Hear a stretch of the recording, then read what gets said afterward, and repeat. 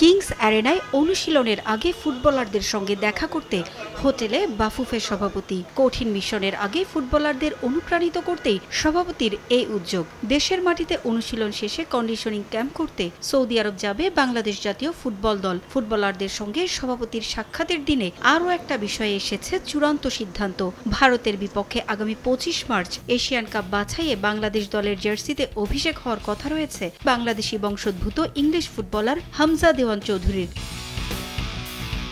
লাল সবুজের জার্সিতে মাঠে নামার আগে কবে নাগাদ দেশে আসবেন হামজা, এ নিয়ে বাতাসে ভাসছিল নানা গুঞ্জন। অবশেষে চূড়ান্ত দিনক্ষণ। হামজা ও তার পরিবারের ইচ্ছে ঢাকায় নয়, সরাসরি তার পৈতৃক নিবাস হবিগঞ্জে যাবেন তিনি।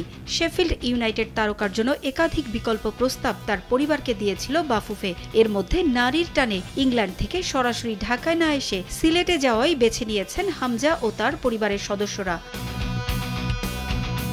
লন্ডন থেকে বাংলাদেশ বিমানে 17 মার্চ সকালে পৌঁছাবেন সিলেটে। তার টিকিট ও সব ধরনের সুযোগ সুবিধা নিশ্চিত করেছে বাফুফে, জানিয়েছেন সহসভাপতি ফাহাদ করিম। শেফিল্ড ইউনাইটেডের এই ফুটবলার ইংল্যান্ড থেকে সরাসরি সিলেটে এসে পৌঁছাবেন 17 মার্চ সকালে। তার পৈতৃক নিবাস হবিগঞ্জে একদিন কাটিয়ে পরদিন ঢাকায় বাংলাদেশ দলের ক্যাম্পে যোগ দেবেন তিনি। এ সফরে হামজার সঙ্গে তার স্ত্রী ও সন্তানেরও আসার কথা রয়েছে। আগে থেকেই হামজাকে রাজস্বিক বরণের প্রস্তুতির কথা জানিয়েছিল ফেডারেশন। দিনক্ষণ চূড়ান্ত হওয়ায় এখন এ বিষয়ে প্রস্তুতি শুরু করবে বাফুফে। দেশের ফুটবল সমর্থকরাও অপেক্ষায় সেই মাহেন্দ্রক্ষণের জন্য।